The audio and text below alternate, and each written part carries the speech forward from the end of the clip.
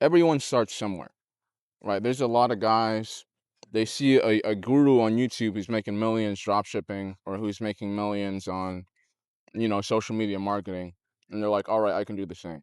And keep in mind, a lot of these guys on YouTube, I'm not trying to be negative, but sometimes they literally just tell you things to sell a course. And sometimes you don't know the full story. When a guy's telling you to do this and you'll make this amount of money, sometimes you don't really know the full story. And sometimes it can be difficult to trust those types of people. But everyone starts somewhere.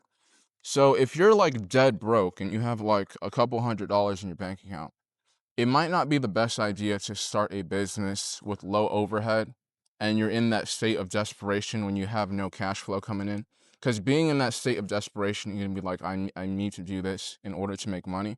And you're going to get so nervous about your success rate. You're gonna be so nervous about succeeding, right? When you're in that desperation state and you have no cash flow coming in.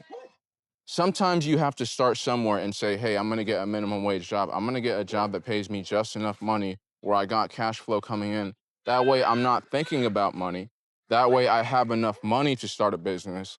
That way, if something goes wrong, I'm still okay and I can start another business and I'm going to be all right for myself. Once you have that safety net, sometimes you literally just need to give yourself a safety net.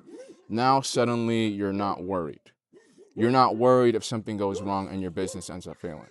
You're like, it's not the end of the world if I end up failing at this specific thing, because I can just start a new thing. I can just do something else. I can keep on trying.